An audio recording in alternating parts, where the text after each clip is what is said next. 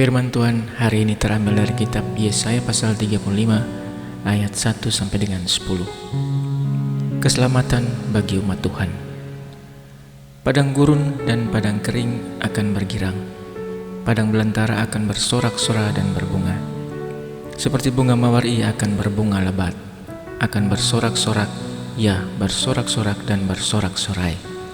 Kemuliaan Libanon akan diberikan kepadanya, semarak Karmel dan Saron.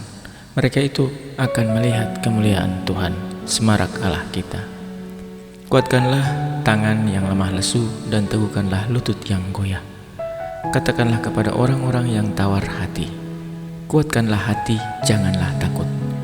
Lihatlah, Allahmu akan datang dengan pembalasan dan dengan ganjaran Allah. Ia sendiri datang menyelamatkan kamu.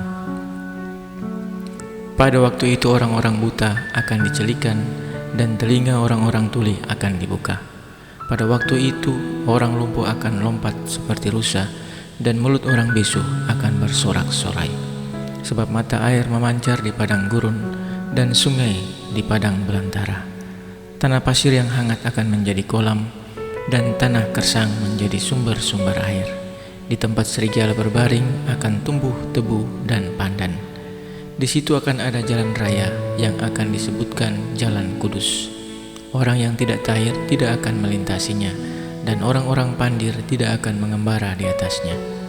Di situ tidak ada singa, binatang buas tidak akan menjalaninya, dan tidak akan terdapat di sana.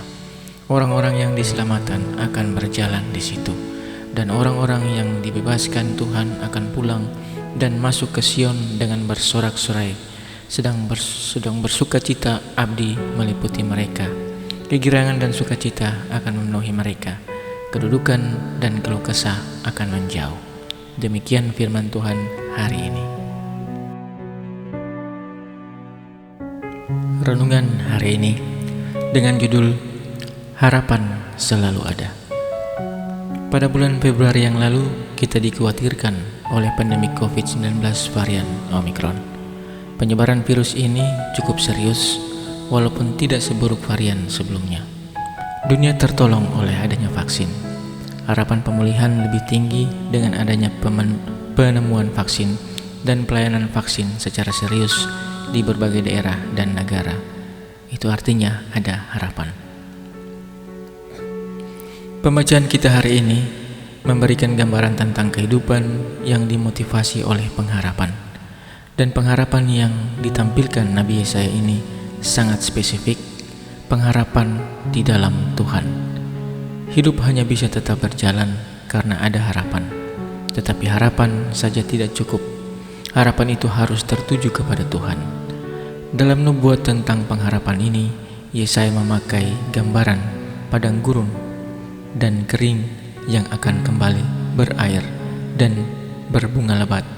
Tanah pasir menjadi kolam, dan gambaran keadaan buta dicelikan, orang tuli mendengar, orang lumpuh melompat.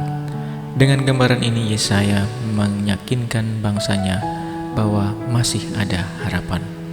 Jangan frustasi, jangan putus asa, bertahanlah.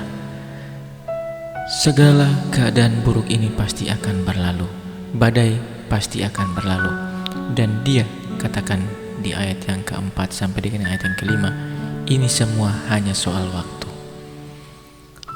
Apa alasan Yesaya memberi pengharapan? Karena Tuhan Allah mereka Maha Kuasa. Ia berkuasa menciptakan kehidupan baru bagi bangsa Yehuda. Tuhan sanggup mengubah keadaan buruk menjadi indah karena Ia berkuasa.